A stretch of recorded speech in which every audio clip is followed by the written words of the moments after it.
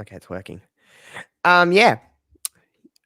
How's things anyway, Mags? While we wait for everybody. Oh, Oh, it's terrible. talking to me. It's absolutely terrible. The weather's horrific. Um, I'm so tired. Yeah, life is shit. But Fuck fans are yeah, that back. makes me so but, happy. but no, I'm actually. Well, I want to say I'm excited about Money in the Bank, but after what's happened over the last couple of days, I'm really disappointed. Wednesday, I had so many ideas going through my head. Voices of Wrestling put out a tweet saying that WWE are looking to have some massive surprises for Money in the Bank that'll be cool. So that just set me on kind of mad tangents. And then we get the announcements that Tamina is taking the last spot and Bill Goldberg's coming back. And I'm like, fuck, why have you Tamina, done choo this to choo. me? But I'm Yeah. still, Well, I I'm mean, still we'll excited. talk about all of that. I'm sure that'll come up. Both of those. Well, obviously, Tamina will come up, and I'm sure we'll talk about Goldberg when we kick things off with this show. But I know you said you're watching. We said in our little pre-chat, as we always have a little bit of a pre-chat before we go live, while everyone's kind of rolling in. You watched UFC today. I know something about UFC. I know something about UFC, and you know I'm not a UFC guy, but I know that after 4 years today, Misha Tate had her first fight in 4 years, come out of retirement, and she won. I want to say, and the person who she fought against retired after the fight. oh wow, amazing! You know why I know that? Because not yesterday, the day before, I was just browsing YouTube and I'm like, oh, I'll just watch something. So I put on oral sessions with Renee Paquette, and she had an interview with Misha Tate, and I was like, oh, I'll watch this. So I learned about her. She's a fascinating lady. Yeah. Seems very humble, very nice. She doesn't like Ronda Rousey. Oh my. She was a real trailblazer for women's MMA way before UFC even had women fighters. So yeah, for her to come back, and she looked in such good condition. Like, she looked the best that she's ever looked in UFC. Great performance that she put on. Got the victory in the third round and retired Marion Renault. So yeah, she's looking for a title shot as well next. Here's what I know about Misha Tate. Other than that, didn't Amanda Nunes fuck her up? Within seconds. So she lost to Ronda Rousey. Then Ronda got beat by Holly Holm. Holly that was Holm in Melbourne, right? I remember that. Yeah. So then Holly Holm lost to Misha Tate, and then Misha Tate got her ass handed to her by Amanda Nunes, and that Amanda Nunes actually sent her into retirement. Well, damn.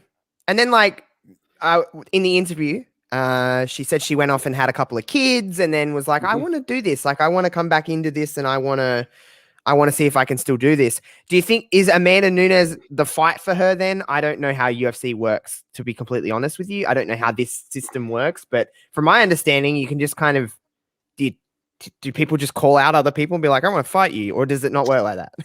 I mean, you can, if you when you find you get a post fight into, you can pretty much call out who you want. Whether UFC are going to book that fight is another thing. Misha's probably got more of a chance than anybody because of two major reasons. One, she's a huge name, and two, Amanda Nunes has essentially cleaned out the bantamweight division, so there's nobody there really to challenge her. Amanda Nunes is actually a two-time champion now. She's the bantamweight and the featherweight champion, and she's only really been defending the featherweight title because there's no bantamweights there for her to beat. So Misha Tate coming back to the bantamweight division certainly puts a fight there for her. I think this Amanda Nunes still destroys her, but we'll see when it comes. Yeah, well, Steph. Hello, Steph. You're a regular here. Is that as fair? You just kind of confirmed it. That's, I guess, a fair comment. She just kind of fucks up everyone. I would say that she could probably beat up 90% of the bantamweight men. She's that tough. Damn. Is she? My older brother loves UFC. He always kind of tries to mention it in conversations, and I'm like, I honestly don't know what you're talking about. But he said that Amanda Nunes is probably the greatest female fighter of all time. Is that something? Yeah, I mean, there was probably an argument for Ronda Rousey, but the thing with Ronda is that she was one-dimensional. She was always looking for the armbar, wasn't really good at striking. Amanda Nunes is good at pretty much everything. She's good on the ground. She's probably the hardest hitting female in MMA. If there's anybody who's close to being as good as her, it's probably Valentina Shevchenko. But Amanda Nunes has beat her twice. The problem is that she's 20 pounds lighter than Amanda Nunes, so it's not always going to be a fair fight. But yeah, there's no argument she's the best fighter in the world in terms of the women today. It's funny whenever I'm not a complete snob to UFC. Like I don't hate it. I just don't. It's like anything when you watch something and you're like, I just don't understand what's happening here. I'm just such a casual. If people are here and I'm like, okay, we'll chuck it on. Like I enjoy it. But my problem is that I'm such a wrestling person. I'm like, who's the heel here? Who's the face? But sometimes I will say with UFC, you can kind of pick. You're like, okay, this is pro wrestling. This is pro wrestling in a sense. I get it. Like obviously it's shoot, but like I can see like you're the one that's cutting a promo here to stir up this one. You're the bad guy. You're the heel. I get it. So like, I do that with a lot of things just to enjoy it more. But like, it is kind of in a weird way. Like it is professional wrestling, like in a sense. You know what I mean? Oh yeah, there's certainly fighters who know how to work the media and how to make their fights stand out, and a lot of them resort to kind of WWE and wrestling tropes, calling out the opponents, calling the families, saying that they're going to destroy them, stuff like that. I mean, there's a fighter called Sean O'Malley does the same thing. Conor McGregor, he would be brilliant in WWE Conor. because of stuff like that. Colby Covington, the MAGA supporter, he plays a massive gimmick where he hates everybody who's not a Trump supporter. So yeah, it works because they get headline fights, they get bigger payouts, they get more crowd. So yeah, it certainly works for him. Yeah, I did see that, Steph. Someone did like a backflip like into him. It was insane. I seen it on Twitter and I was like, holy shit. I did see Conor McGregor like fuck up his leg. That was gnarly. I always see the clips. I know when UFC's on because it's all over Twitter. Because you know, wrestling fans, UFC fans just kind of go hand in hand in a lot of sense. So people just tweet about UFC. But that was, you couldn't avoid that one. I was like, oh, that's nasty. And then he just sat there and I was like, oh, this is he sat there and cut a WWE promo. He did exactly what we said, yeah. Telling Dustin Poirier to that he'll see his wife at the party and that he's the wife in that relationship. Yeah, he's a parody of himself now. But man, you never want to see that kind of injury though. You really don't. It's gnarly. That's the one bad thing about UFC is you see a lot of those style of injuries where legs break and the person tries to put the weight on it and it just collapses. Yeah, it makes me cringe every time. Me too. I'm not a person that likes looking at that kind of stuff, and my lordy. But we are here to talk about Money in the Bank. It is mere hours away at this stage. However, we're 12 hours away, something like that.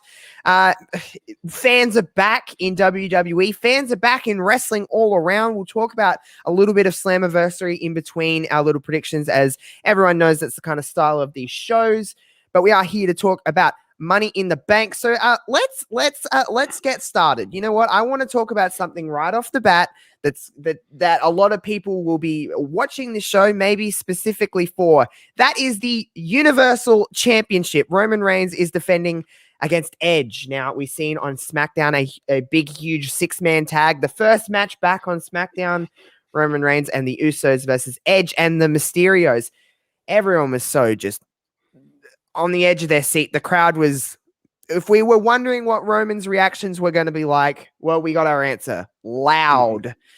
in capital letters. That was just loud. It wasn't necessarily cheering. It wasn't necessarily booing. It was just a whole lot of noise. And I mean that in the best way possible. That dude is, you know how I am with wrestling. I love all the women's stuff and everything like that. But he is on another level than any single human being in WWE. He is on another level than nearly everyone in wrestling. There's not really a lot of people that has that kind of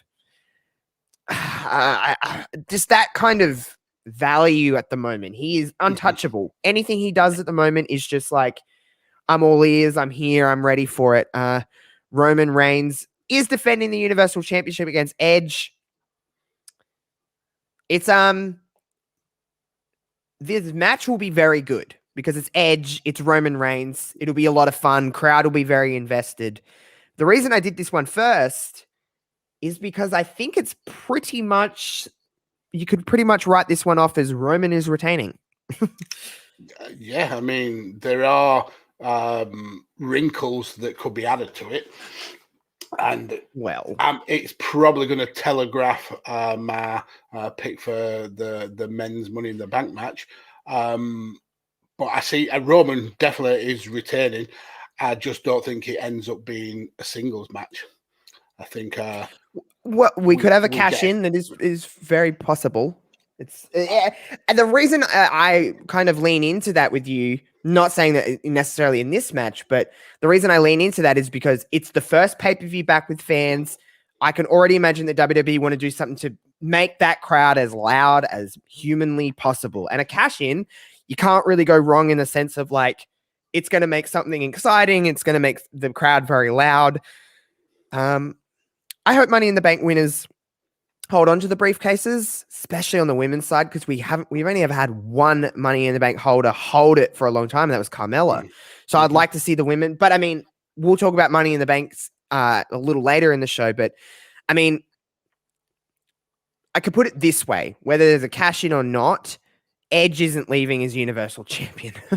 No, absolutely not. And I'll go into kind of the storyline I've formulated in my mind when we get to the men's Money in the Bank match, because I really don't want to give it away. But I agree with you. I think Roman is definitely leaving Money in the Bank as champion. I see no reason to take it off him for the next few months, because this guy is red hot.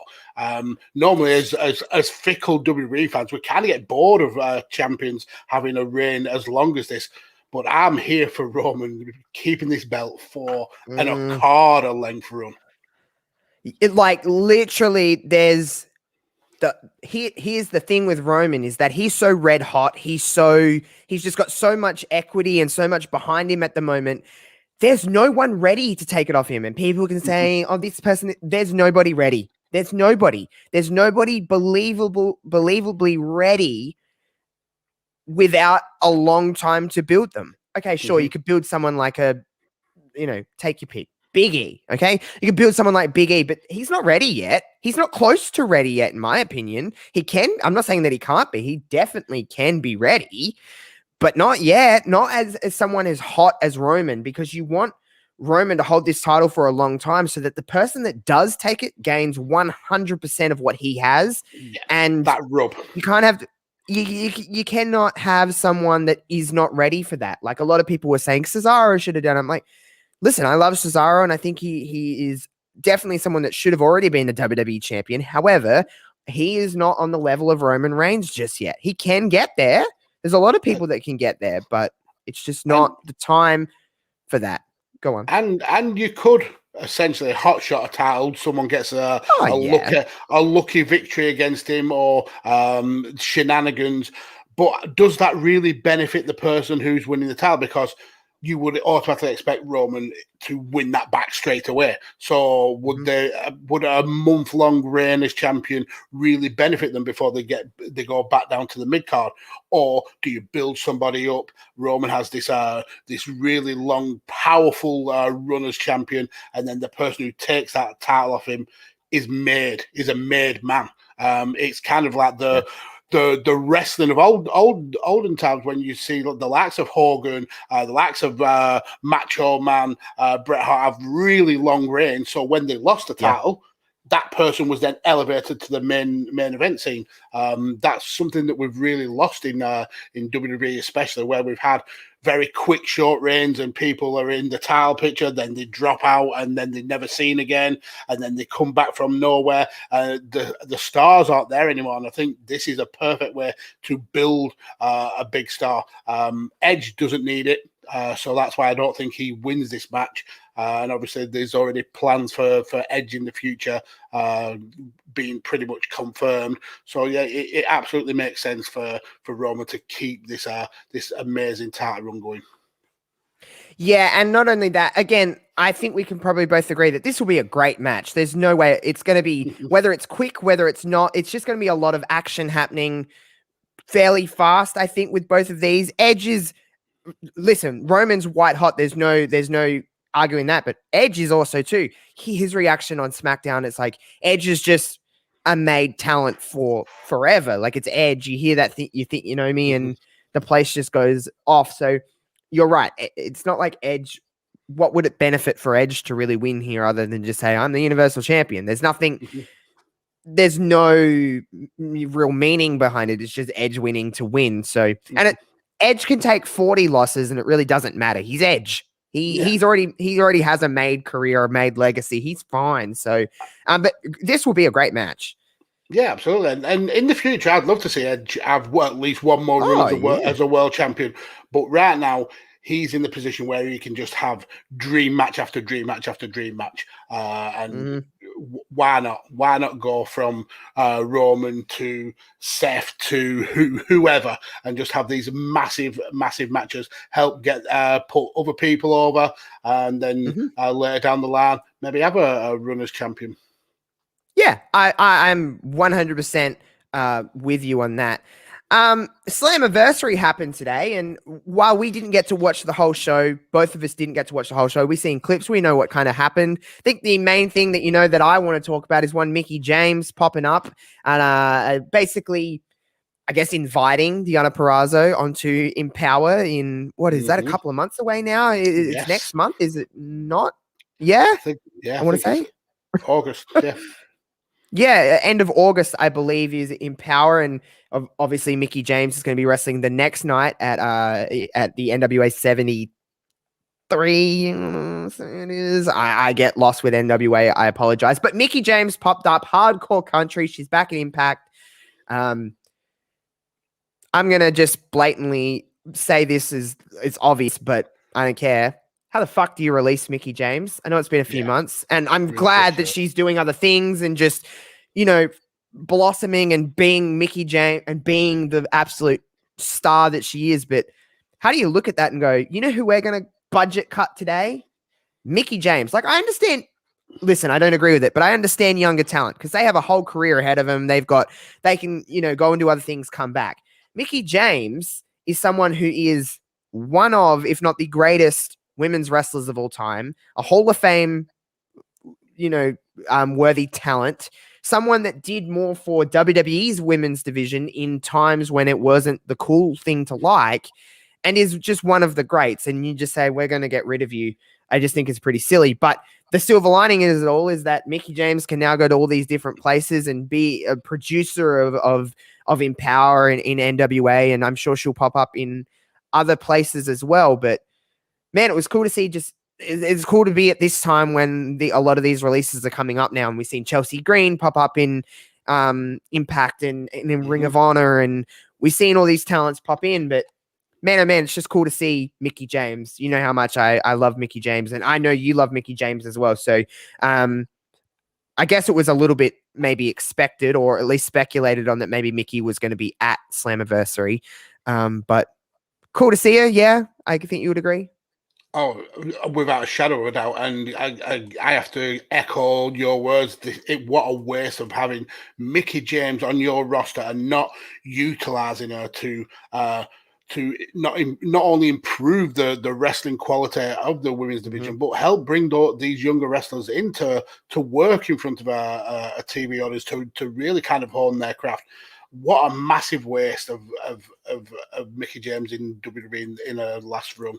But more power to her for NWA and Impact. I mean, that Impact women's division is stacked. So if she can bring some of those talent over to this all women show on NWA, that is going to be a can't miss show. Yeah, I'm very. I don't watch NWA, and I'll be watching that. Trust me. But let's move on. Speaking of women in WWE, let's talk about the Raw Women's Championship match. It is, of course, Rhea Ripley defending against Charlotte Flair. I'm sure this will have a lot of opinions. I love Charlotte.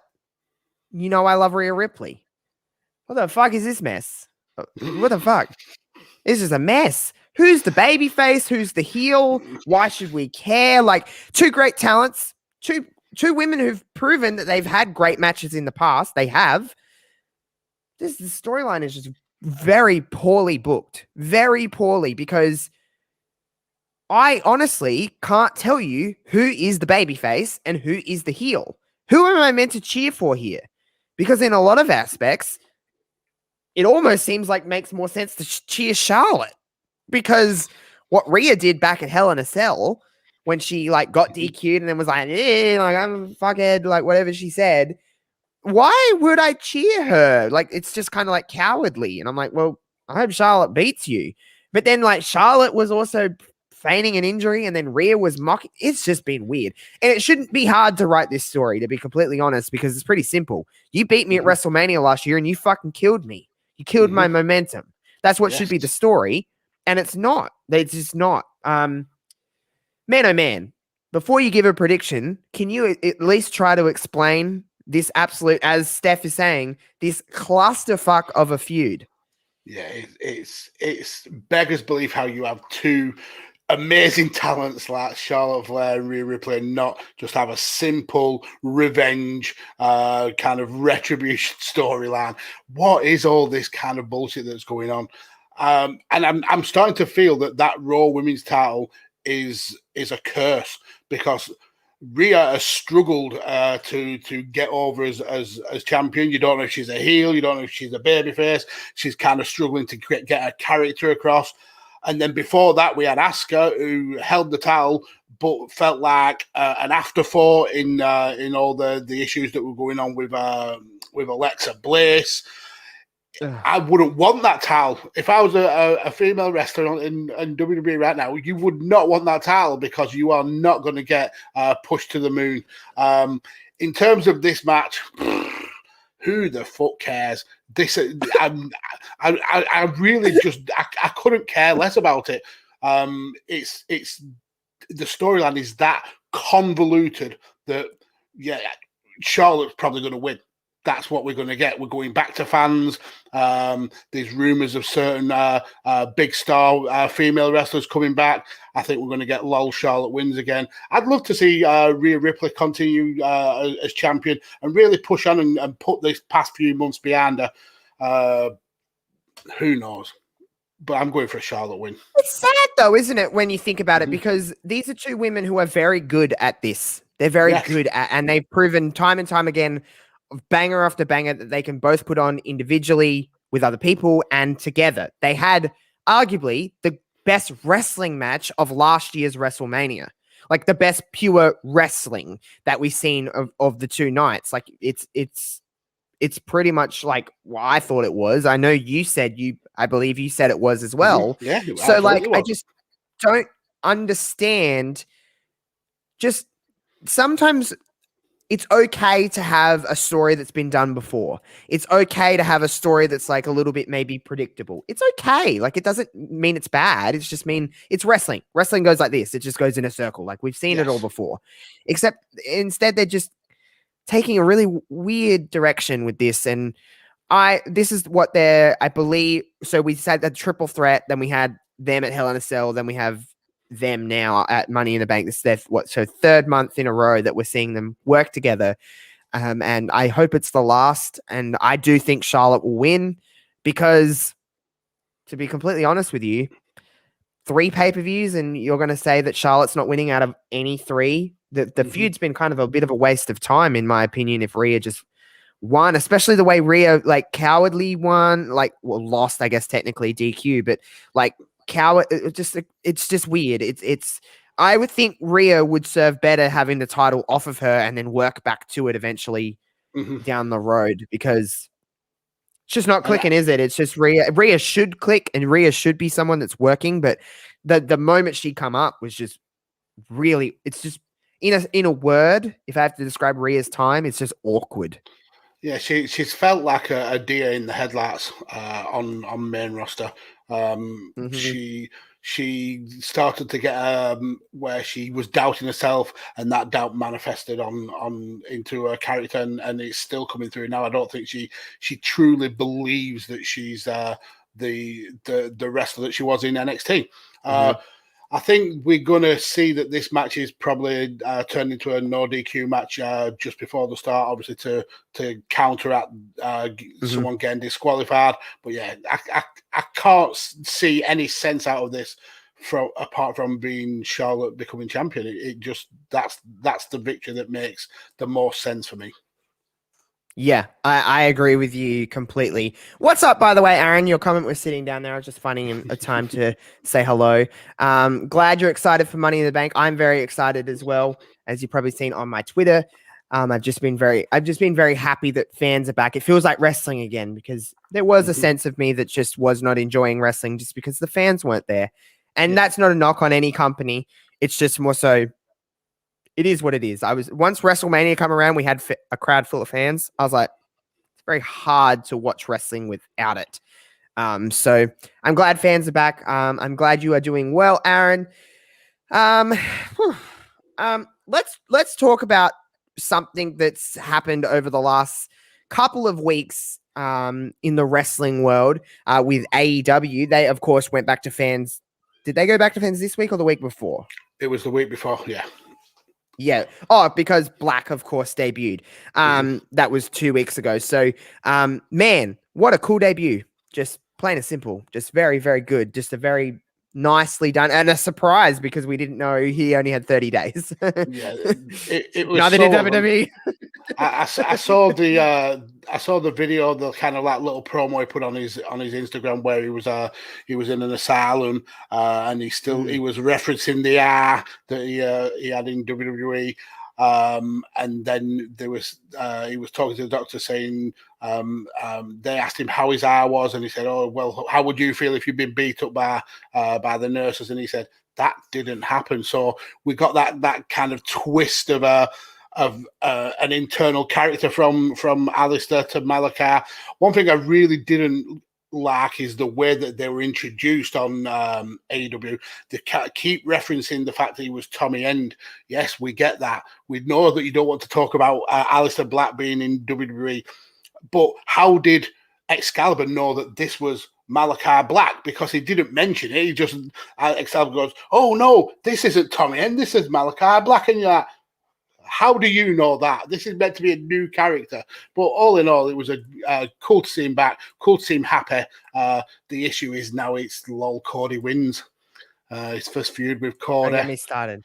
Don't get me started on that. Something you can get me started on. The one and only, the Queen of Any is here. Our great friend Yes. from our Brainbuster days. Whoa, that feels weird to say. That's so this is how long ago. I've been putting up with this stupid bitch, that Mags right here. I can't. It's been 2 years since Brainbuster. That's so long ago. Holy shit! Wow. I was actually scrolling through my Spotify feed, and the old Brainbuster kind of a group music playlist was up there, and I had a quick peek through and thought, oh, we have some cool choices in music. Yeah, we're all very different people, which is what I love the most. And we're all just the vibing. And I'll plug Queen's content. I don't give a fuck. She's coming back to podcasting soon, and that's pretty damn cool. Yes, she is. Queen and Pops, back on your airwaves. I'm so excited. I love Queenie. Queenie's great. We all love Queen. So there you go. Free plug, Queen. You only get one. Next time it's going to cost you. So I'll slide in those DMs for the PayPal information. Well, actually not PayPal. That got hacked of mine this week. That was not fun to have nearly PayPal was $1,000. Nearly $1,000 was stolen from me. I got it back. PayPal were pretty handy with that. But yeah, my it's tax time here in Australia, and I got my tax back, and someone stole it. Oh, that sucks. Fun. I'm glad you got it back. But I got it back. So I got it back. It was like a day and a half, and I had it back. But not the best thing, I was just eating my lunch, and then I'm like, send money where? And I was like, wait, what? And then all of my money was gone. And I was like, oh, fun. But yeah, that's enough about my life. Let's talk about Money in the Bank a little bit more. Let's talk about the Raw Tag Team Championship, shall we? Got AJ Styles and Omos defending against the Viking Raiders. It's happening. It's certainly going to happen. It's happening. It's not that I don't want to say I just don't flat out care, because it's just a filler tag match that will be on after a ladder match. This no offense to AJ Styles, he's so great. Omos is great. Viking Raiders, they're all great, and it will probably be nothing short of great, but whatever. Yeah. I mean, there's certain matches on here that you can totally predict the outcome, and you know that they're going to essentially be a time filler, and this was certainly one of them. I believe that this match was actually meant to be on Raw, but because of the Bianca injury, it got bumped up to pay-per-view. Which kind of tells you that it was a nothing match, and that AJ and Omos are certainly going to retain. I think coming out of Money in the Bank, we may see a clearer challenger for the tag team champions. It's certainly not going to be the Viking Raiders, but yeah, AJ and Omos to retain. Yep, agreed. I don't really have much more to add to that. I just think that AJ and Omos will win, and then we'll move along to whatever's next. Who's injured? It's Bailey. Bailey's there. I believe Mags accidentally said Bianca, but it is Bailey. Apologies, Bailey. So, Queen, Bailey's out for what, 9? They think about 9 months with an ace, which is just. Let's talk about that for a minute. We'll move on from the tag titles, because we don't really need to say much more on that, but. Man, oh man, the timing of Bailey's injury is just so sad. It is so, like, for someone who I think, and I'll happily say this, was the MVP of the pandemic era, of the Thunderdome era. I think she is the one that did the best. Well, between her and Asuka for me, but yeah, she was one of the biggest stars of the pandemic era. And then a week before we go back in front of fans, remember, Bailey did not get to wrestle at WrestleMania. She was there, obviously, but she didn't get to wrestle in front of fans. She has not wrestled in front of fans since the last time we were in front of fans. Like, that is so horrible. And I love Bailey to bits. I just think she's an amazing talent, an absolute workhorse, just someone that is so consistent. And but the silver lining is, I think Bailey will be a made babyface when she gets back. Holy shit. Like Triple H 2002, that kind of babyface. Like, I think, like, Bailey could come back and be like huge. Yeah. And with the NXT call-ups that have happened, she'll have a lot more new different feuds to have. I mean, Bailey versus Shotzi would be amazing. Bailey versus Toni Storm. Oh my God, her and Tegan, or Toni Storm too, but that fake Australian. But Tegan, I love Tegan Knox. Toni Storm is fantastic. Shotzi Blackheart, fantastic. Well, just Shotzi. Yeah. Her name is just Shotzi now. But Shots and Knox. Tegan Knox is still Tegan Knox. Just. But it's their team. I know it gets confusing, For now, yeah. For she'll probably just be X soon, and that'll just be her name. But you know how they are with that kind of stuff. But regardless, fantastic talent. Plucked a lot from the NXT women's division, but there's a lot of women ready to step into that role. So fine by that. I have some NXT stuff I want to talk about in a second, but let's move on to the other tag team match of the night, the Mysterios and the Usos. We've got the Mysterios defending against the Usos. This will be a part of the Money in the Bank kickoff show. is it? I don't know. This one's kind of interesting to me because the Usos got the win on SmackDown, and in WWE land, that means they're not winning at the pay-per-view. But there's an exception to the rule because Roman Reigns is involved in this, and I think that honestly means something in this time period that we're in. And I think the Usos are fairly hot at the moment. Where do you lean here? Oh, by the way, this match will be fantastic. Dominic Mysterio, man, oh man, is that kid good? Like he's obviously green and he obviously has a lot of, but he is so good and he is going to be so good. And obviously it's Rey Mysterio. Everyone loves Rey Mysterio. And it's the Usos, who are arguably one of the greatest tag teams ever, or at least in the modern era, they are one of the greatest tag teams ever. You got a recipe for the success in this one. You really do. But it is hard to pick. Is this the one where we always say this in our prediction shows? Is this the pick'em of the night where you could go either way?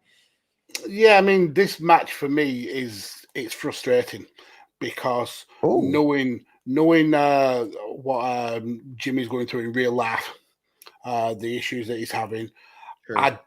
I think he needs time away from wrestling. And I mean, I know he's had a lot of time away in terms of injury, but he's clearly got something that he needs to deal with. So having him in a prominent storyline and being a tag team champion on SmackDown, I don't know if that's the best fit for somebody who's struggling like he is. Saying that, it makes absolute sense in the world for Roman and the Usos to have all of the gold. It just kind of rubber stamps just how hot this storyline, how hot La Familia is. It makes absolute sense. I've enjoyed Mysterio and Dominic as champions, but they don't really need it. And there's a built-in storyline there for Dominic to kind of like be frustrated with Rey, and they kind of like break away from each other. So for me, I think the Usos are going to win. I just don't know how I feel about it in real life. We've agreed on everything in this one, so I'm going to go the Mysterios because we need to mix it up. We can't be too friendly all the time because otherwise it's just that's our gimmick. What are we going to do without our gimmick? So I'll go the Mysterios, but it's on the kickoff. Like it'll be fun. It'll probably be the better tag match out of the two. It will be a hot start to the show. It'll be a really hot start. Put Rey on there, put Dominic, put the Usos. Can't really go wrong, can you? So it'll be a fun little kickoff show match. And I'll go retain here for the Mysterios. And nothing really else to add. I want to bring up NXT because I'm an NXT mark. I'm an NXT stan. I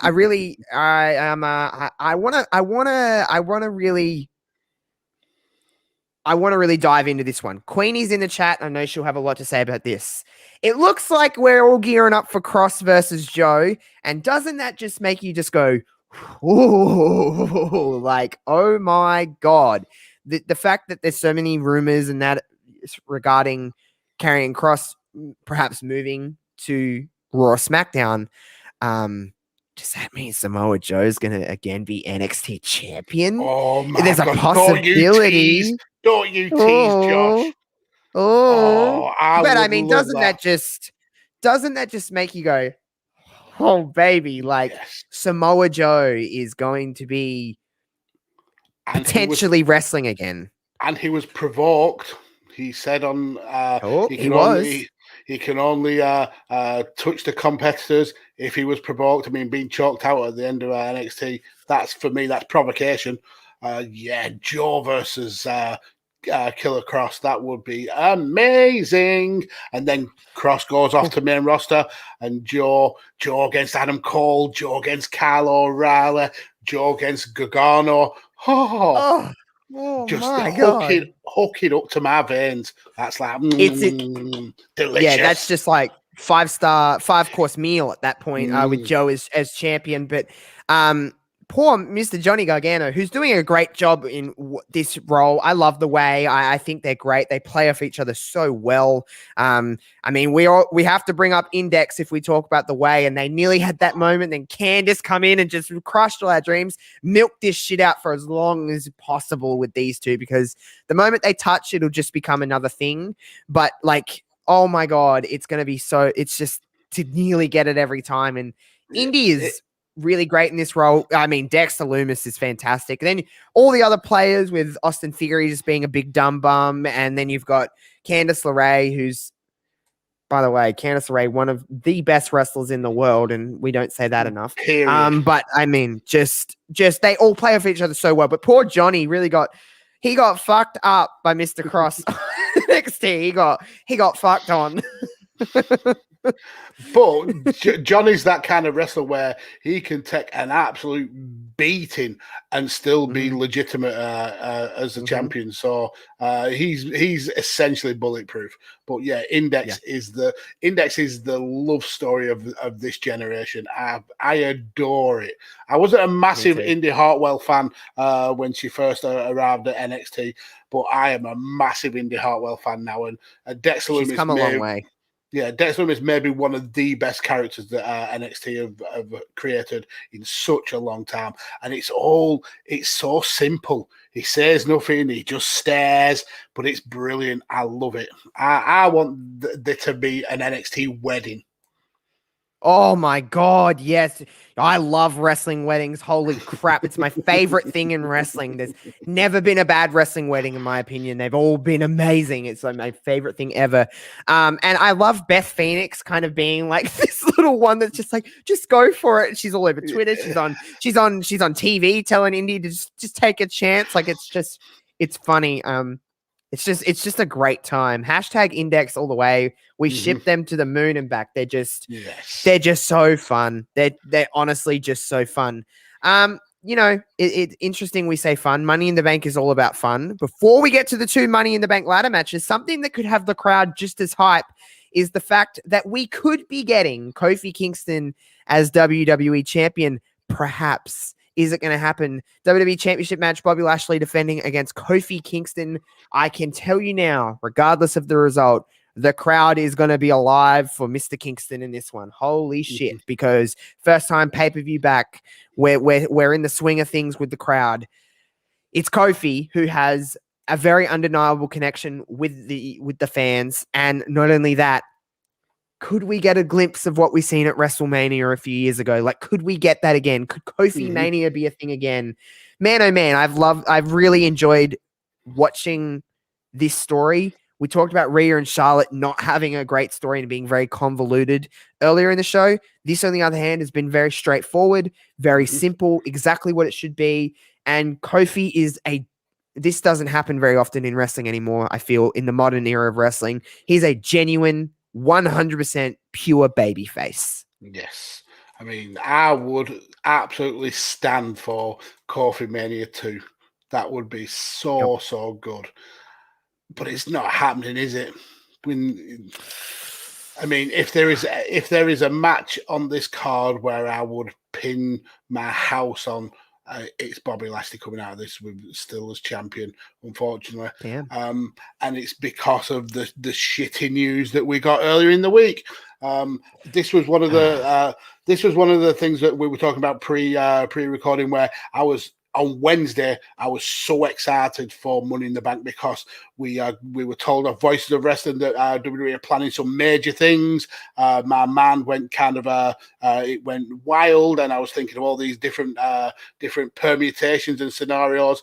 And then the news came out on Thursday that big bad Billy Goldberg is coming back and he's having a match at SummerSlam versus Bobby Lashley. So that straight away gives away the result to this. But it also means we're not getting Bobby versus Brock. And we had Brock on social media with his little ponytail chopping up a cow or whatever it was. And I was all about it. I was like, yes, we're finally going to get Brock versus Bobby Lashley. We've waited like 12 years for this match. And no, we're getting fucking Bill fucking Goldberg again. Oh, Bill Goldberg is champion. Shock horror, meh.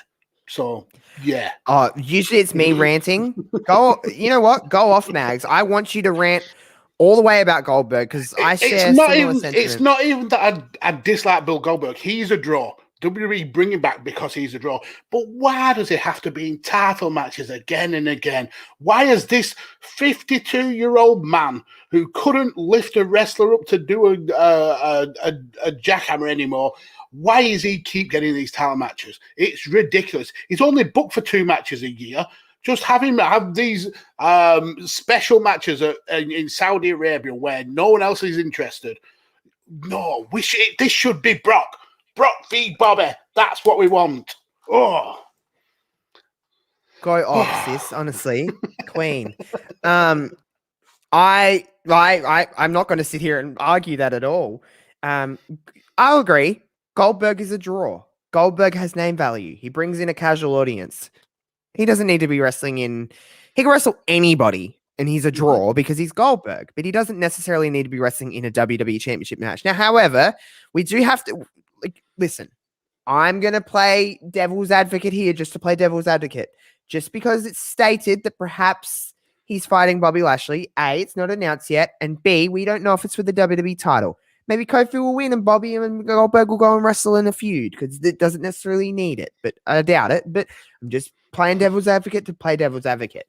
The crowd, however, let's talk about this match and what we know is happening, and that's Kofi and Bobby. The crowd will be very much alive for the potential of Kofi Kingston winning the WWE Championship. Now, up until the last 5 minutes of Raw this past week, I was like, this is going to be a very back and forth, competitive, false finishes everywhere kind of match. And then Bobby cut that really great promo that I didn't know Bobby Lashley had in him. A great promo at the end of Raw, basically telling MVP to cut the shit. Literally, he said, we need to cut the bullshit because I've had enough. I think he's going to kill Kofi Kingston in this match. I think he's going to kill him. Yeah, I mean, the cracks are showing between Bobby and MVP as well, though. So there is the wrinkle of maybe MVP cutting his losses with Bobby and helping Kofi win the title because Kofi likes fun. MVP's clearly shows that he likes fun, but you don't. It took so long for Bobby Lashley to get into this position where he looks as like a credible WWE champion. You don't cut that off at the legs right now. And as much as I would love Kofi Mania 2, New Day Boogaloo, it's just not happening just yet. That's great. So we're both Bobby on this one as well. You know what? I actually have a genuine question. I see Bianca Belair down there on my little graphic, and obviously she's not wrestling at this show because of the Bayley injury. She wrestled Carmella on SmackDown and retained the women's championship. She's wrestling Carmella again next week for some, I don't understand why, but what has Mella done? She lost the championship match, so why? I don't know why you get another one, but whatever.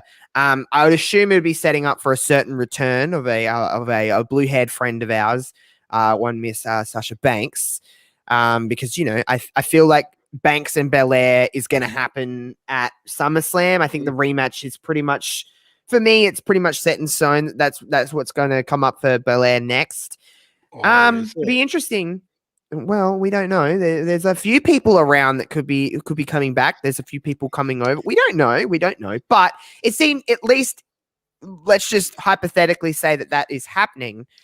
While I think it would be a fantastic match like they had at WrestleMania, I don't know. It kind of leaves it a little bit. It leaves a little bit of a weird taste in my mouth because who needs that win more, and where do you really go? Whoever wins.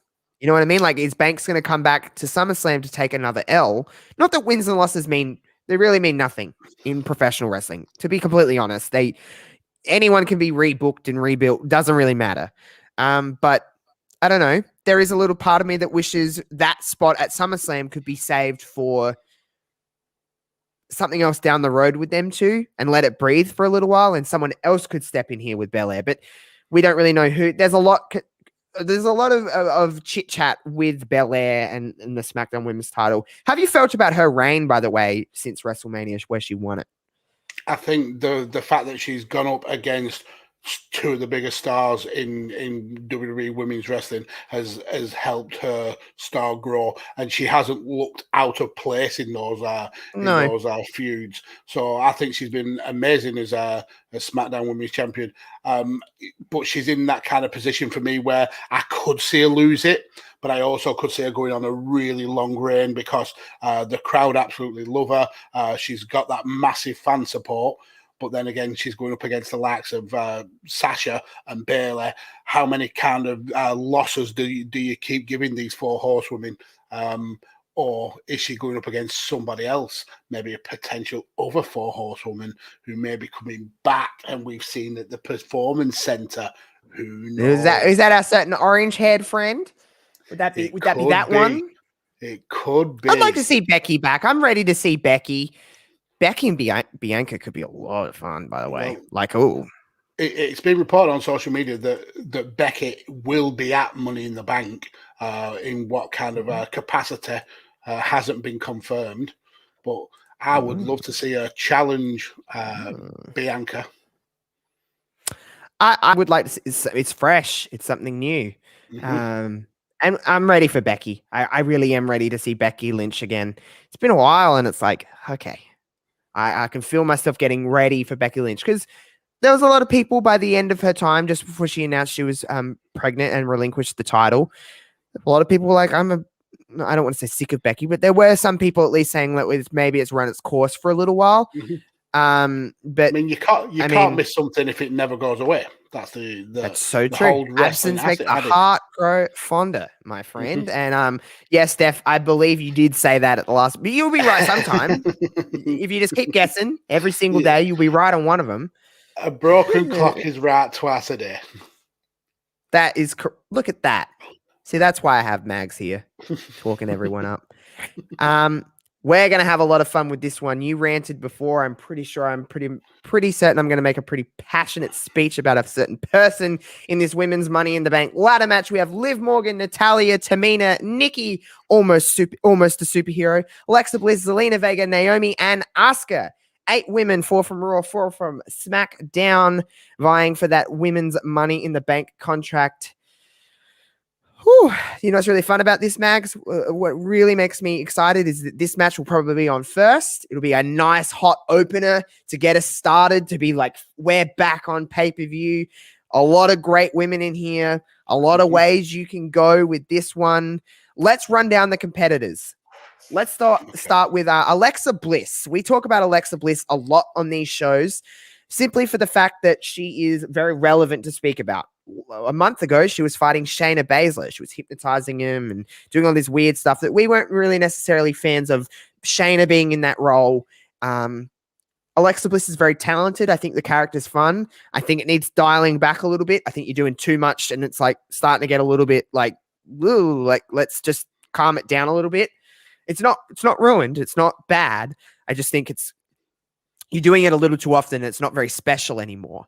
It'll be interesting to see what her reaction is from the audience, because while it's been gauged by social media that it's been fun, we're not in the peak of it anymore. Whether it's not stale, but I just don't, the peak of it was a little earlier in the year. It's not in its peak anymore. It will be interesting to see what the reaction in a live sense will be if she starts hypnotizing people or whatever that she does, with her crazy powers. That's probably the most crowd-wise out of maybe then one other woman in this match, but it should be interesting to see the crowd gauge that, because it could get really over and the crowd may love it, but it could go really sour, like really sour. How do you feel about Bliss?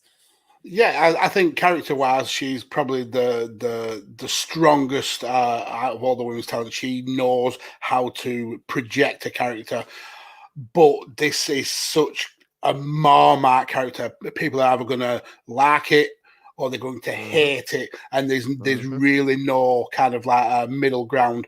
We haven't had the opportunity to gauge that crowd reaction. We only have seen the kind of snippets of it on social media, and even that has been very much in two camps of like this, we love it or we hate it. So it'll be interesting to see what the kind of the crowd think of it. I don't see any reason for her to particularly win this match. I don't see any storyline coming out of it that she needs to carry the Money in the Bank. And I don't think this. Yeah, she seems like she's entering a story maybe with Eva Marie and Doudrop. Mm-hmm. So honestly, it does seem like she's entering that kind of story. So who knows? Maybe we'll see a certain Eva Marie or Doudrop maybe try and cost Alexa Bliss. I mean, I don't know, but you are right in the sense of she doesn't necessarily need to be a 2-time Money in the Bank winner. Remember, Alexa Bliss won the Money in the Bank a couple of years ago. Another interesting character, to say the least, to see what their reaction will be is Nikki Cross. It'll be interesting to see if, like, because I could see it going really, really well and her being like magnificently over, or it might just not catch on. I'm really for this character. I think it's fun. Not everything in wrestling has to be serious. I think she does it well. She obviously has a lot of passion in it. We've heard her talk about it. Nikki Ash, whatever you want to call her, is a lot of fun. She seems to be enjoying the character, and that kind of comes through to me, at least on the screen. I'm like, you're enjoying this. I'm enjoying this. I like when wrestling is. You look at the cast of characters in this match alone. You're like, whoa, wrestling is weird. But I'm a fan of this kind of stuff. It's not like she has superpowers or anything. She's basically the Hurricane, but that's whatever. It's a homage to Mighty Molly. It's Mighty Molly. Yeah, it's Mighty Molly. It's not everything has to be serious, like Steph said, but it will be interesting again, like with Bliss. Where do you see the fans kind of swaying here with Nikki? Because, like I said, could go really well, and she could be like ridiculously like on another level over, or it just might not catch on. I think with things like this, if the wrestler is passionate about it, that comes across, and the fans can kind of jump on that. The fact that this is Nikki's idea, that she planned this all out, that she did all the artwork, and really kind of was fully involved in developing this character, that's going to come across. The fact that she's having so much fun. If you can't just sit and enjoy somebody having fun in wrestling like Nikki Ash, you shouldn't be watching wrestling, because, like you said, and like Steph said, it's not always about being so serious. You need that fun element, and I think this Nikki Ash character is brilliant. I am 100% about it, but she isn't winning Money in the Bank. Yeah, she's another one I don't really see winning. I'm kind of building in a way here. 2 people I don't see winning out of everyone is Natalya and Tamina. They are in this match. In it. Oh, fuck me. Me too. Me 3, me 4, me 5, me 6. No disrespect to Natty or Tamina, but they're in here to fill a spot. It could have been other people. It's not. Whatever.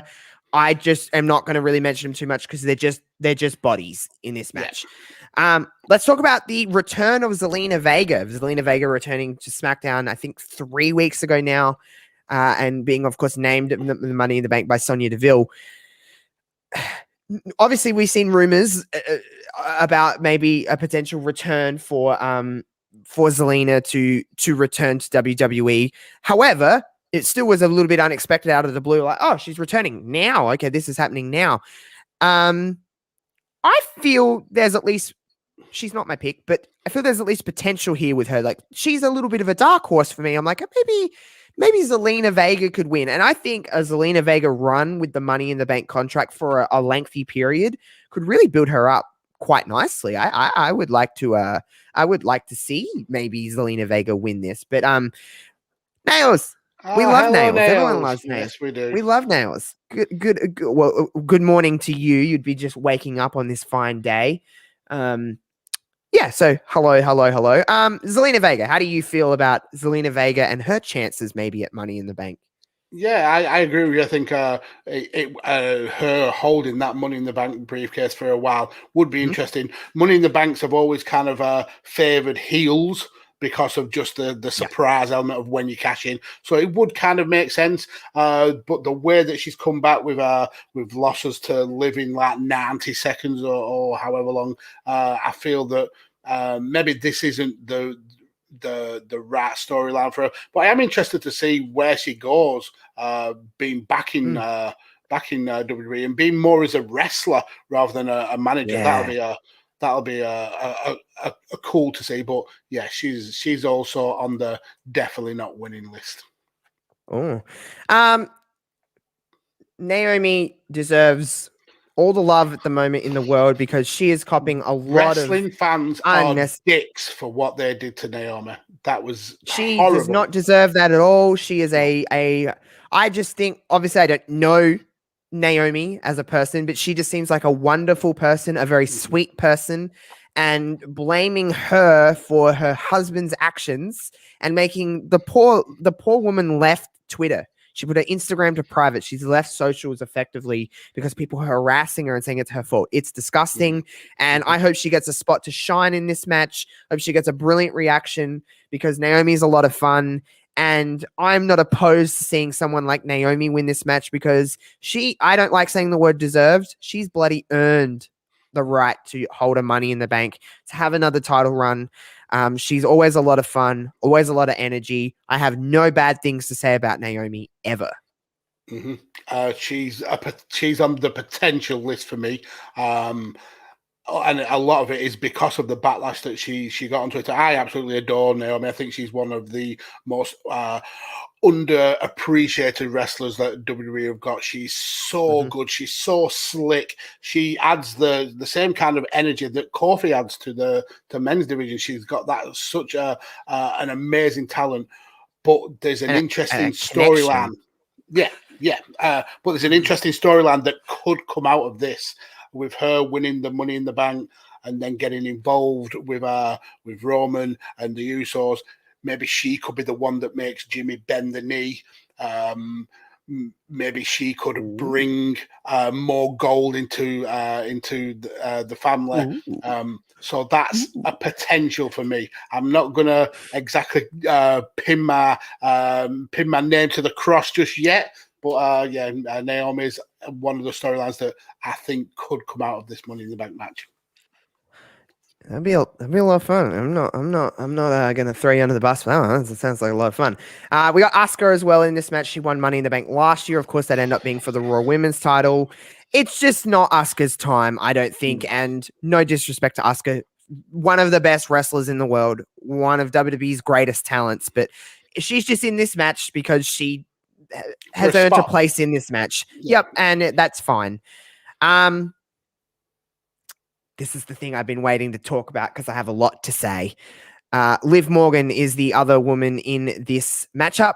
And put your listening ears on, Mags. Put your listening ears on, everyone. I'm not going to have a negative rant this time around. Usually I have a little negative rant. This is a very positive preaching moment for me and Liv Morgan because holy moly, how many times, Mags, have I said to you not only about Liv, but that WWE has a fantastic women's division and they really struggle to build out of the other than the 4 horsewomen. They really rely on them a lot.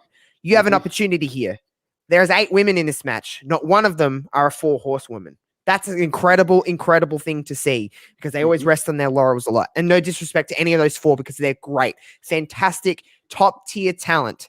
But you have a chance here to build someone who I think could be WWE's next organic, natural baby face in Liv Morgan. She obviously has a connection with the audience. You heard it on SmackDown. You see it on socials. There's not a lot of bad things to be said about Liv Morgan. She's a fresh talent. She's someone that we haven't seen a lot of in terms of what she can really do. She's got all the tools.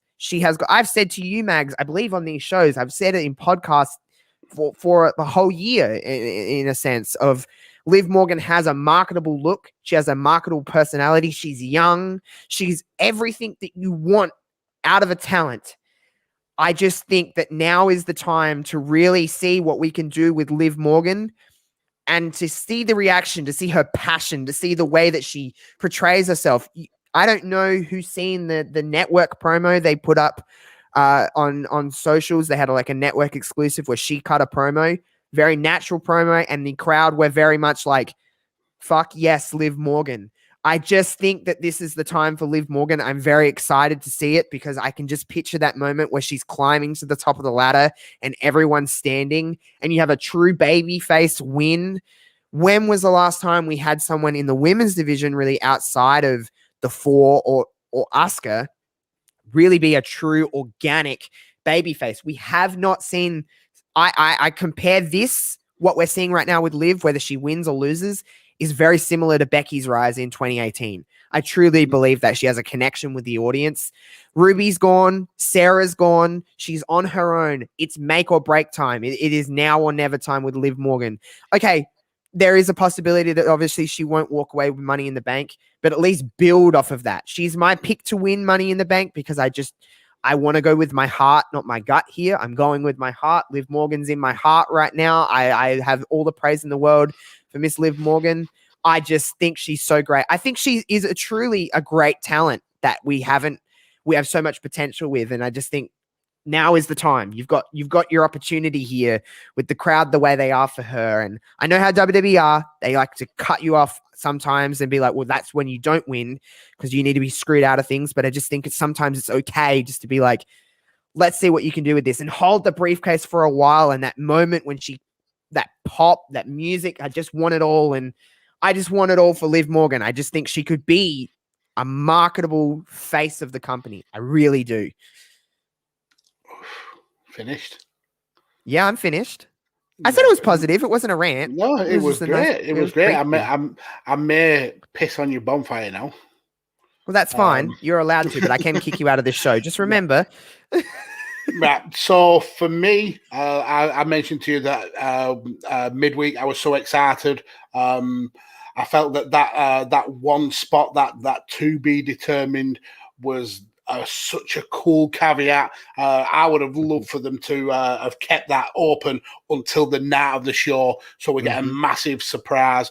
For me, the one big storyline going into this women's Money in the Bank match was Liv Morgan getting her way into this match. I mean, she beat Carmella multiple times, but was still not given a shot. Carmella was given a spot in the match, but then she was took out to have a title match.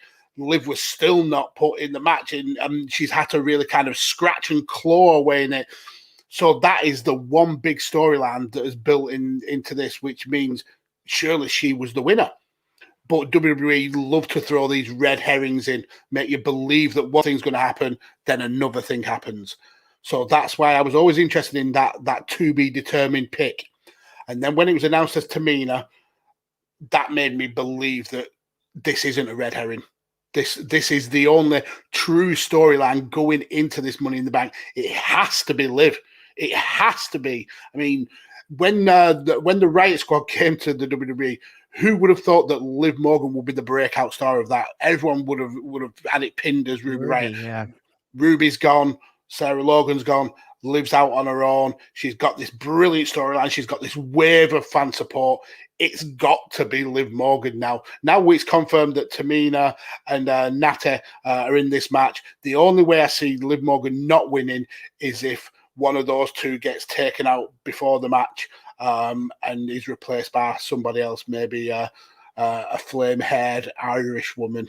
To be honest, I thought the last person was going to be Sonya Deville, and Sonya Deville was my pick to win sense. Money in the Bank for a long time, because then you could have the whole thing of like Sonya put herself in this match when Liv really earns it, and then Liv doesn't, and then you have a program with Liv and Sonya. Like, there's just so many possibilities. But I am driving the fucking train of Liv Morgan to the Money in the Bank ladder match.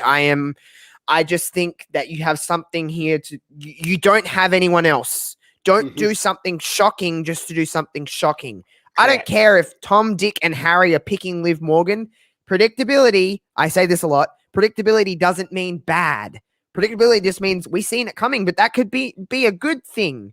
We're ready. I think collectively, I can pretty certainly say that a lot of us, majority of us, are ready for someone new, especially when it comes to women in WWE, because we've seen a lot of the same kind of women get the opportunity. Again, not a knock. They're all very talented, but just someone else. And that the brilliant thing about Money in the Bank is that, yes, okay, you win the Money in the Bank, you get a lot of equity, but it doesn't mean right now you're champion. You can have a year. to build this talent into being a credible challenger to take it off of Charlotte or Becky or Nia Jax, whoever is the champ. It doesn't matter. You have a little bit of time, and it just says like, okay, this is your chance to kind of do this. I just want that moment. I want the crowd. I want that first match to be this match. I want Liv Morgan to have that moment where she climbs the ladder, grabs the briefcase, and the crowd just goes fucking crazy. I want it all for Liv Morgan. I really, really do. I just think we have an opportunity. Live in the bank. Let's just do this. I believe we both collectively have sung the praises of Liv Morgan for quite some time. I think we've had conversations about Liv Morgan on these shows before. I know I have on other people's shows. If I'm invited onto other people's shows, I always bring up the fact that she's someone I'd like to see get more of a chance and an opportunity. But I just, after this week's SmackDown and that reaction that she did get from the crowd as she pointed to that Money in the Bank briefcase, I was like, let's do this. Let's put the rockets on this girl. Let's see what she can do. And I think you've said this. I said this earlier. She does have a very marketable look. She's you can put her on a poster and she's that, hey, come see WWE. You get to see Liv Morgan. I'm very excited. By the way, this match probably will be fantastic. It is going to be a banger of a match. I think the men's Money in the Bank match is going to be a banger. But yeah, sometimes the simplest storyline is the best. And right now, the best storyline is Liv Morgan climbing to the top of the mountain and taking that briefcase. Yeah, 1000% agreed. Let's move right into the men's Money in the Bank ladder match because, oh man, the brilliant thing about this is that all 8 men in this match are going to give it 1000%. They're all incredible professional wrestlers, and holy shit, is this going to be chaotic. So I'm gonna list off for anyone that doesn't know. We've got Riddle, we've got Ricochet, we've got John Morrison, we've got Kevin Owens, we've got Shinsuke Nakamura, Seth Rollins, we've got Drew McIntyre, we've got Big E. Holy fucking shit. That is incredible. Yeah, this may be the most talent-stacked Money in the Bank match that we've ever seen. Literally. Yeah, that's. I mean, there's the high flyers, there's the brawlers. It's so stacked full of amazing talent. Stacked. I'm so excited for this match. I'm so excited. Yeah, genuinely, I think we could be in.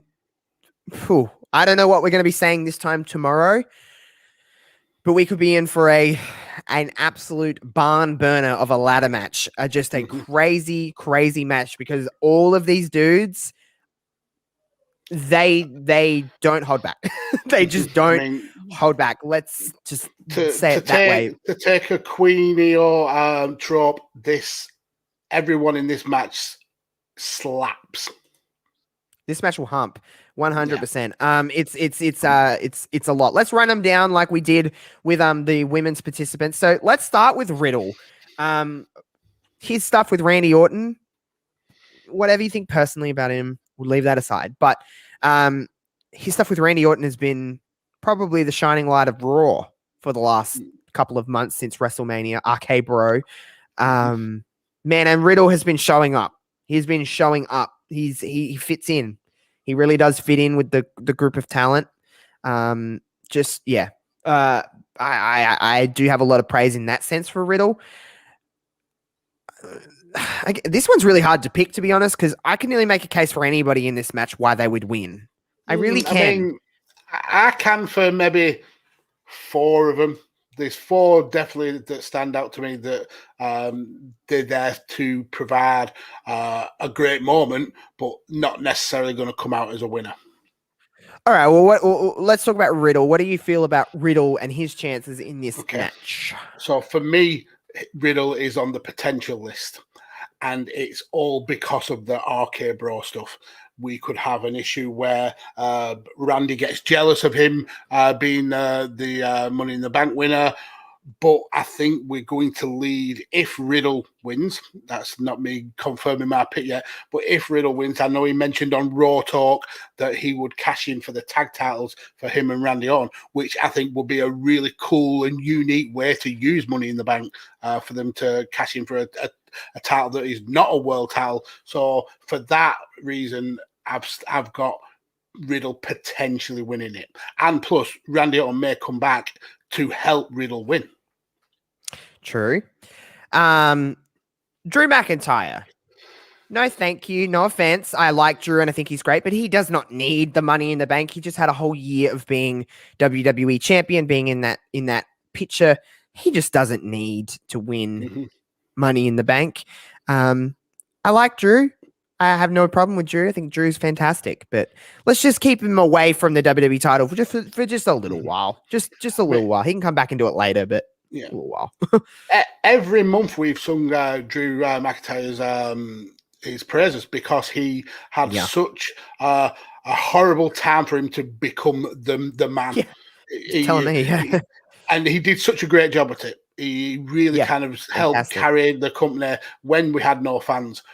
But it's the same thing that we mentioned earlier. You can't miss somebody if they never go away. And the fact that he's been in the title picture for the best part of 18 months, it needs something fresh. I believe he may end up moving to SmackDown, which will be a cool kind of freshen up. But I don't see him winning this. Nails, lol, come back later. Exactly. Just come back to it. Doesn't mean you have to be going for it forever. Just come back later when it's a little bit fresher. Ricochet, I believe you would probably say he's in this match to do cool spots. And that's about it. Glad he's getting an opportunity. Oh yeah, absolutely. I mean, it's such a shame that he's not in major storylines because the guy is one of the most talented wrestlers on the face of the planet. All the stuff in the match that he had with Velveteen Dream was so good. He was one of the breakout stars in the North American six-man ladder match for the first ever champion. And I think that's kind of his position in this match. He's going to provide some amazing looking spots, some death-defying moves. But essentially, that's his role in this match, to look cool and be a big part player. Yeah, it's fine. It is what it is. John Morrison. I don't know why, and you probably say no, he's not. Why do I get this this little feeling down here that's like I would like John Morrison to win? I don't necessarily think he's going to. However, I would just like I want more for John Morrison. We've seen what he could do in WWE. We've seen what he can do outside of WWE in places like Impact. We've seen what he can do. He can be world champion if you put him in a nice position that way. He is in this weird little comedy role at the moment, which I think he's doing a great job of. Don't get me wrong. This Johnny Drip stuff is funny, but it's obviously not world championship character. It's not. It's got a place on the show. Obviously, he's going to have a lot of cool spots. He's John Morrison. He does a lot of cool stuff. I'm glad he's in the match.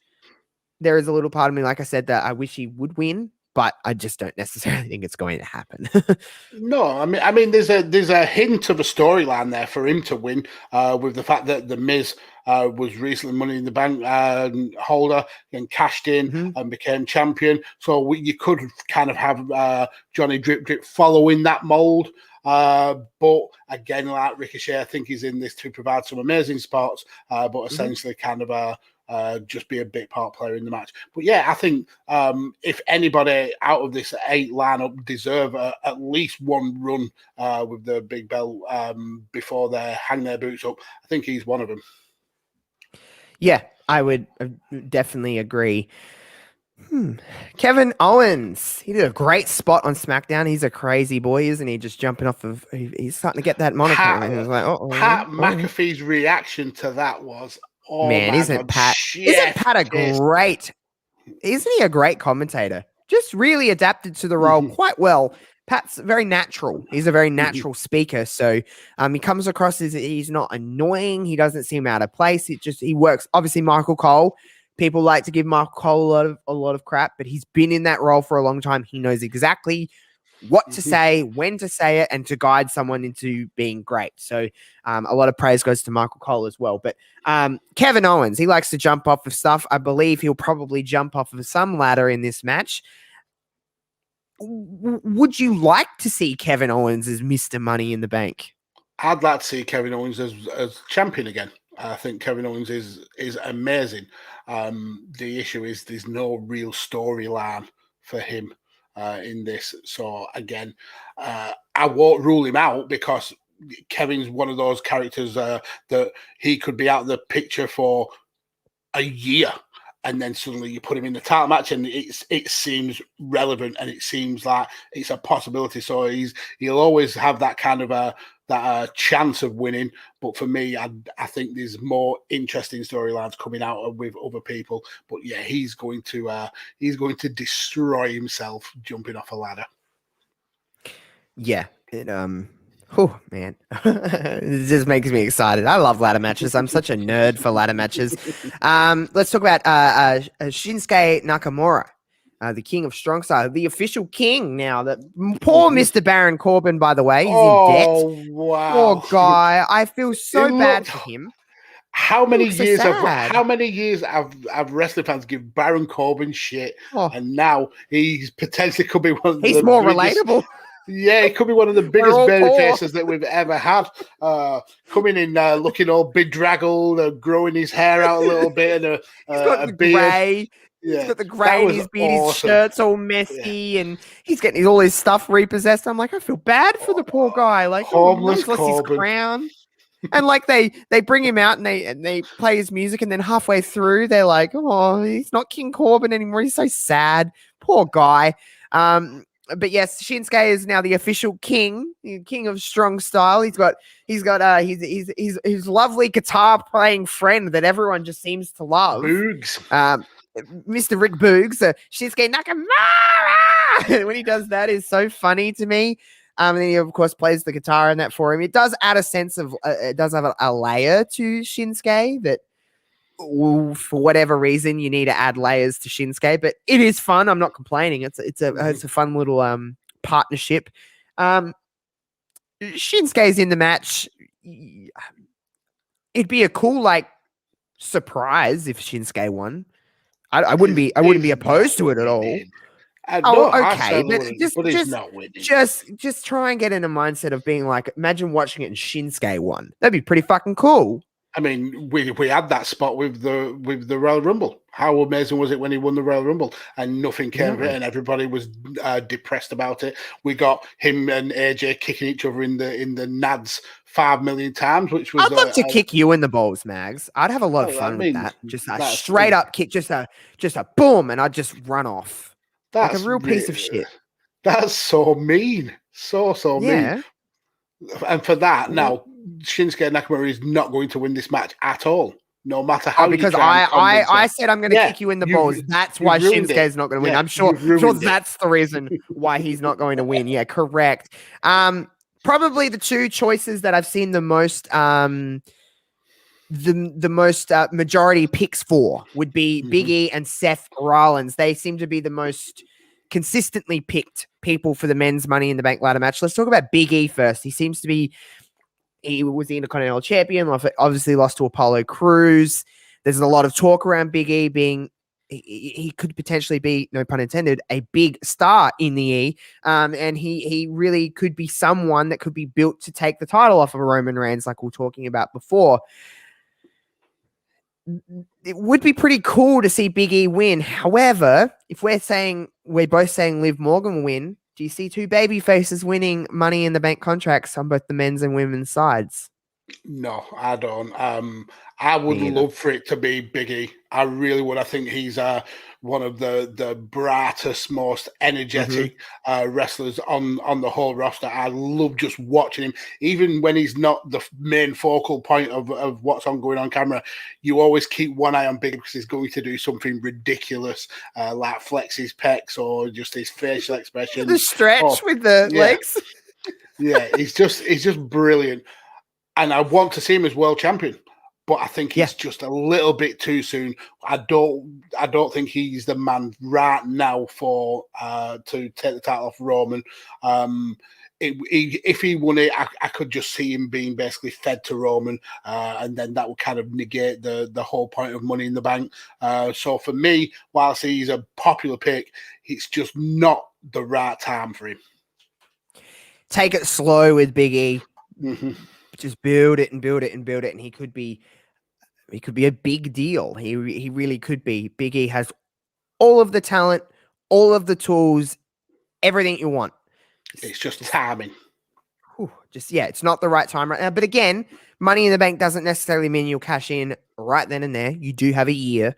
But just, I don't think Big E is a talent that, while Money in the Bank would certainly help him get there a little faster, I think he organically can just get there because he's got a connection like Kofi. He's got a connection like we're talking about with Naomi. He has a connection with the audience that I think is pretty unbreakable at this stage. I think you're always going to be there with Big E at this stage. So necessarily maybe doesn't quote unquote need the Money in the Bank ladder match, but I do see why people are picking him.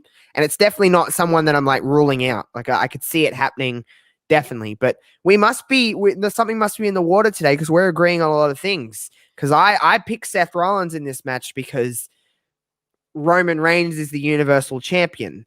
And there's a story, obviously.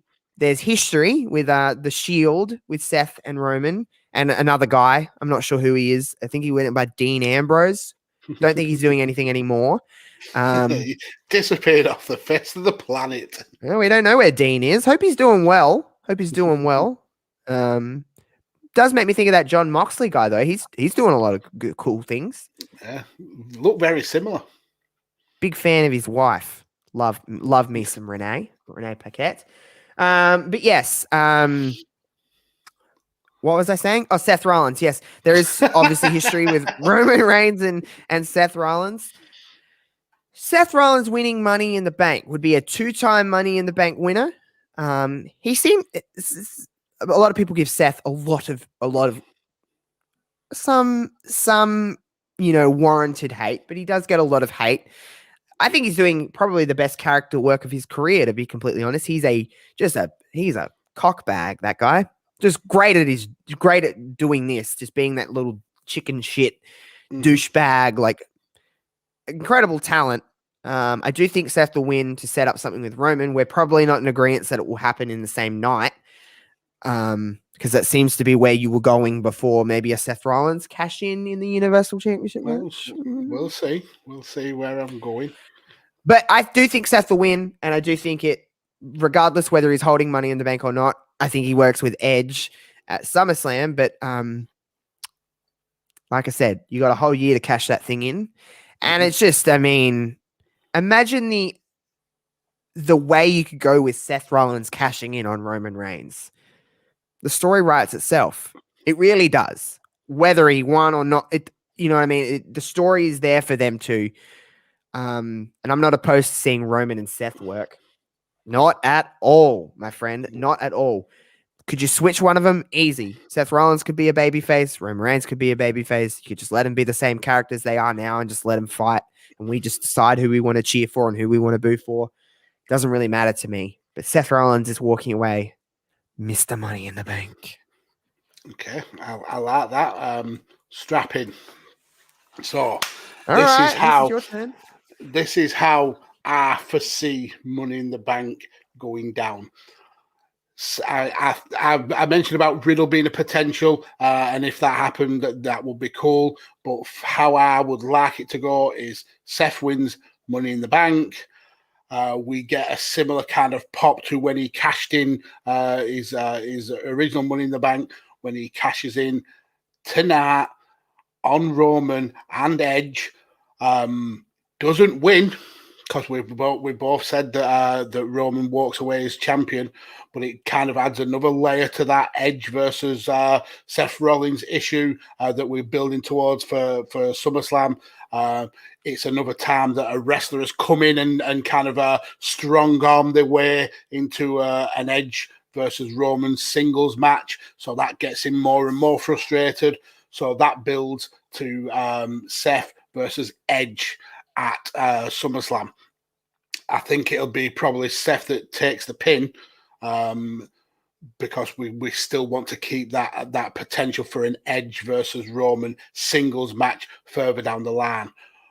But as we get Roman holding the title up, we're going off the air, and then a certain music hits, and a certain return to the WWE from somebody who has been in Hollywood and has decided to come back. We get you can't see me, John Cena at the top of the ramp. The lights go out, and that's the build for SummerSlam.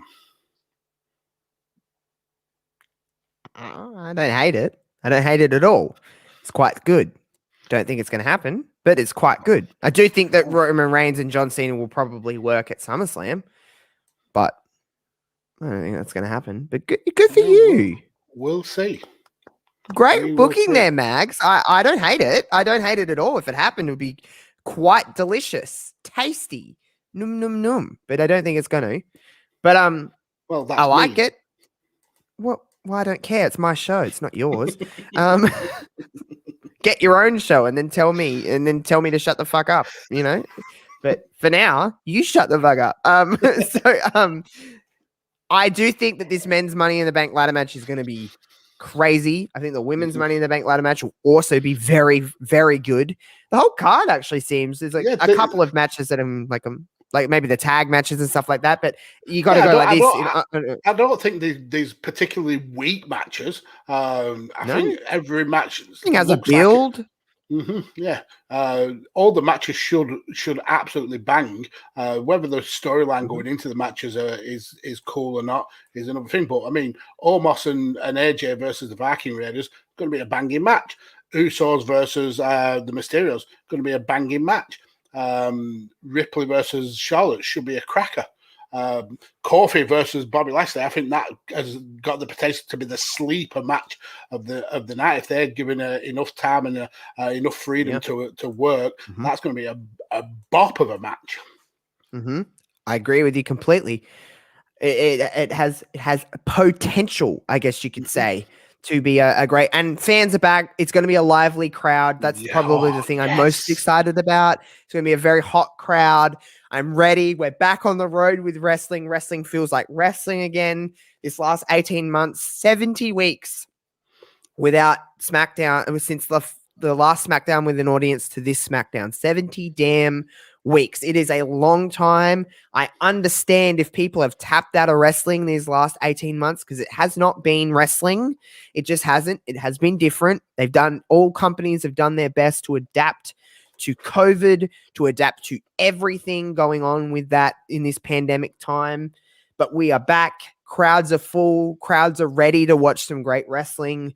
I'm ready to watch Money in the Bank. I'm ready for it all. I'm just excited to be dipping my toes back in because I've really been really, really detached from wrestling. I've been watching NXT and that's really about it. Of course, I've been keeping up in the sense of like I'm watching certain things, just kind of keeping an eye on things, but I have not been enjoying wrestling because it's been hard to watch wrestling since Mania just because it's just not fun to watch without a full audience. It really isn't. It makes all the difference in the world. It makes all of the difference. So I'm excited for this show. I think it will be a lot of fun. Hope everyone does enjoy Money in the Bank. Before I tap out, I know Steph is in the audience in a sense. She's in the crowd here tonight, here on Twitch. She's in the crowds chat. Are back on Twitch. Crowds are back on Twitch. How exciting. I just want to say a message to my wonderful Australian friends. We're going through the absolute fucking thick of it at the moment. Not here in Adelaide, luckily, but we're shut off from the rest of the country at the moment. We can't get out of this state.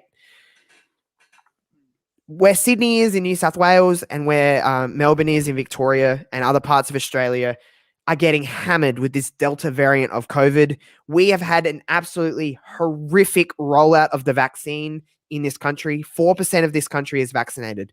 4%. 4%. As the worlds are all opening up with everything, we are shutting down.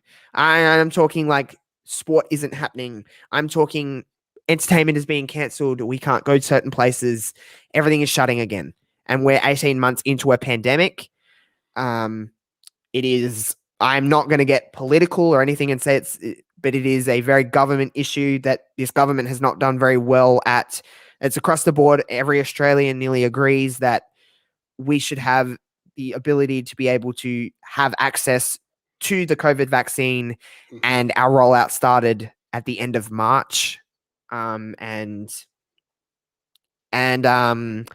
say that we're getting hundreds of cases in a day in certain parts of this country, 18 months into a pandemic, that 1 year ago, Australia was looked at as one of the best countries in the world controlling a pandemic. And we really, really did a good job at being on top of COVID and making it a livable thing and eliminating it from the community. And now to have it back in this country is really disheartening. And people are in lockdown, like harsh lockdowns, not just like a little lockdown. People in Sydney and in Melbourne are in harsh lockdowns where you cannot leave your house for any reason other than emergencies and essential work. People are losing lives, people are losing their businesses. Shit is going down in this country. And I just wanted to say that at the end of the show. To any Australian listening, I'm thinking of you. I am in a fairly lucky spot in this country, being in Adelaide, and we have had a fairly easy time. Fucking touched all of the fucking wood and everything like that, because overnight this thing can change. We've seen from Sydney go from 1 case in 1 day to like 50 cases the next, and it's in the community. It's a very deadly variant, this Delta variant. I know it was in the UK, Mags, this Delta variant of COVID, and it spreads a lot quicker. It takes a lot less to spread this, and I just hope that it's thank you, Jack, for subscribing, by the way. I didn't mean to ignore you. I was just in the middle of talking about that, but it's a lot. Steph can attest, and any other Australian in the chat can attest, this country is going through it with COVID again, 18 months into a pandemic. So I don't know what you've seen of it on your news or whatever, Mags, but you're probably aware that it isn't the greatest time to be Australian. I mean, is it ever a good time to be Australian? But yeah, get fucked. No, but in all seriousness, though, keep yourself safe. As soon as you are able, get the vaccine. It's a horrific. I mean, like you said, Australia were leading the charge in controlling and locking down areas that had even one outbreak, even one kind of case of COVID, and to see how poorly it's been managed since then is an absolute shame. But please stay safe, get yourself vaccinated as soon as possible. We need to beat this. Yeah, I really don't understand. I'll put this comment on the screen from Steph. It sums it up pretty nicely how this is going. Where internationally, crowds are having full crowds. We see it with wrestling, tens of thousands of people. We can't even have a footy game at the moment with a crowd, because everywhere that they go, they're traveling and they can't travel. Like, borders are shut. It's hard to get a delivery from Melbourne to Adelaide at this stage, because people have to be COVID tested, because this state is trying to keep COVID out. We have, to anyone in this country, I understand lockdowns are not the greatest thing in the world. They're not fun. They're not designed to be fun. They're necessary to at least stop a spread in the community. But if you're going against the law and going against what government officials, health officials are saying to you, and just not abiding by lockdown rules, you deserve a very big slap on the fucking head, because you're the reason why this thing is spreading. We need to stay home. We need to stay safe. We need to beat this variant of COVID, and we need to go get vaccinated, everybody, if you're eligible. I have had my first shot of my COVID vaccine. I'm booked in to get a second. I'm booked in to go. I've only been eligible for so long, Mags, in this, again, this country is, and I'm an essential worker, and I've only been eligible for the last month to go and get my vaccine. So that just says something about how this vaccine rollout has been. But I'm not trying to be sour. I'm just saying, stay safe. I love this country with all of my heart. Everyone knows that. I'm very proud to be Australian. And I just want everyone to be safe, and I want people to go get vaccinated when they can. And just I know it's hard, and I know it's speaking of someone in this country that's not in lockdown, but I have been in lockdown before. Just abide by the rules. The quicker you do that, the quicker you're out of lockdown, and the quicker we can get back to crowds at a footy game again. We want to go and watch the Adelaide Crows with a full-size crowd. We want to go and do that, and we can't at the moment. And I know it's tough, but just please, just do what they say for now, whether you agree with it or not. Get vaccinated and let's beat COVID, because I'm sick of talking about COVID. I'm sick of hearing about COVID. Everyone is. We're over it. We're over COVID. But COVID's been the we have biggest to learn. heel of the last 2 years. The only true heel maybe ever is COVID, because every bastard hates it. But yeah, I just wanted to say that while I had the opportunity to. I haven't really been streaming much this week. I apologize, but it's been a very hectic week trying to get on top of everything, and it's not fun to have to turn on the news and this is what we see again 18 months into a pandemic when we were so far ahead of how we controlled it. Just a very poor vaccination rollout. And everywhere, I know you've had the right to, be vaccinated for a long time, Mags. A lot longer than us, I should say. Well, actually, it's actually not even been that long, even though I am incredibly old. We didn't qualify for the vaccination, which is surprising considering that Mrs. Mags she works in social care. So you would think that she would be one of the high risk, but no, we literally had our second jab a couple of weeks ago. Yeah, just vaccinated and all of it and do that. But great to hear you're fully vaccinated, Rhonda. Reese is here too. I'm going to win and cash it in on Mags's belts. Bring it. I would love to see that. I want Reese versus Mags, and I want Reese to destroy you like Brock Lesnar destroyed Kofi. That's the kind of way I would want it to go. But except instead of people caring for Kofi, no one would care about you, Mags. No one would care. They'd just be like, oh well. As expected. All right, Reese, I'll kick him in the nads before the bell rings, and then you just come in and you push him over, do a little uppercut, a little RKO. I'd be down for that. I'll definitely help. Anything to see Mags miserable makes Josh very happy. Wow. Why do I come back month after month for this? I really don't know at this stage. I'm a real piece of work. I don't know. But I love you, Mags. It's all in good fun. Yes. I do love this man a lot. But he's a bitch. But that's going to do us for the balls. I'd love to. I get so much satisfaction out of that. Just watching you be in pain. I'd be like, see you later, friend. But yes, from one beautiful man and one whatever that is, we thank you for watching us here today. We thank you for hanging out. We hope you enjoy Money in the Bank. It should be a fun show. We'll be around on Twitter. We'll be around on Twitter talking about Money in the Bank, I'm sure. I know I will be. And I'm just excited. Fans are back. It's been a fun time. I hope you have a good rest of your day, night, morning, wherever it is in the world. I'm about to sign off, go to bed, wake up, and watch some wrestling. So in the morning, I should say, an hour before the Money in the Bank kickoff, so wherever you are in the world, a brand new Legacy of drops. It's a mystery this week, guys, and no motherfucker has guessed it. A lot of buzz about it on the social media as well. People trying to guess what it was. Is it Melina? Can't wait for this one to drop. No one I can tell you this, everyone. You can go through the thread that's linked in my pinned tweet. Nobody has guessed it. Nobody.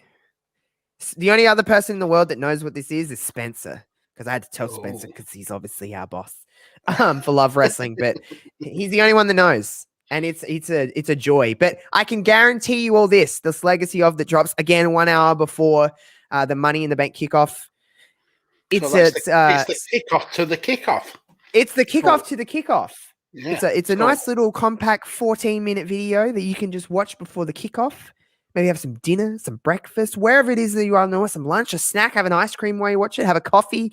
I don't know if you smoke cigarettes, but have a cigarette while you watch it. Whatever you want to do. It's I don't even think Mags could pick my brain to see what I made because I surprised myself. I've actually been I was wanting to guess, but I know how much you've kind of built this up. I've been trying to not work it out because I want to see what you've come up with. I think you'll be very interested, and I know people will look at the title of this one and go, Trust me. Just watch the video, guys. I love this Legacy of series. I don't want to ramble on too much because we have been live for a little while, but it's a lot of fun making these videos every week, and a lot of people seem to really enjoy this series. And I've never had that for anything I've ever done. Like, people genuinely are excited, and it gets views. It's nice to see views as much as we know it's not about numbers. It is really nice to see that every single week people love it, and it's a lot of fun to make. So, and I just get to talk about stuff I love in wrestling and kind of run down some accolades of some fine women. So, yeah, Legacy of drops tomorrow. Mags, you want to plug anything? I know you got like an Attitude Era show now. You do a lot of different stuff. Of course, still Radio Techers and stuff like that. You still do. You got a lot of cool stuff though. So, anything you want to plug? Yeah, we've a lot has kind of really changed in the last few weeks for in terms of my content. The A Change in Attitude podcast with myself, Tanner, and Aura. You can find that on the Chair Shot podcast feed. Doing really good numbers. Like, we saw the amount of feedback and kind of love for that show. We're so blown away. But with Radio Techers, we've now broke away from Shooting the Sports-ish, so we're our own entity now. So for the likes of 5 Rounds, you can find that on there. And we've even took Chain Wrestling, a show that I did with Simon Powell. Where we basically watch a match that is linked to the previous match through a tenuous chain. That's now live, so you can find that every Mondays 9 p.m. BST, and come and join in the fun there. So that's been amazing, dragging Simon into the 2020s with live streaming. So yeah, come and check it out. You'll find the links to everything on my Twitter or at PodfatherMags. Go and follow Mr. Mags. He is a good follow, as much shit as I give him. But the next time we'll be here is SummerSlam. We're not going to be live on a Sunday. We're going to be live on a Saturday because SummerSlam is on a Saturday. So we'll see you in a month's time for our SummerSlam show, which we'll have a lot of fun with. I'm sure we'll have a lot to dive in on that SummerSlam show. A lot can change in a month. A lot can change, especially when we talk about WWE. A lot can change. A lot can change from now until time that Money in the Bank airs tomorrow. None of this might be even happening. We don't know. They change a lot of stuff a lot of the time. So none of these matches might be taking place. But we will see you for SummerSlam predictions in a month's time. I got Legacy of. I'll be streaming here on Twitch. What else am I doing? Whatever else I do, there might be a show. Again, I've alluded to this a few times with a certain somebody. There might be something pop culturally / wrestling kind of like weekly show here on Twitch. Still working out details, but keep an eye out for that. Other than that, follow me on Twitter, all the good stuff, and we'll see you very soon. See you later.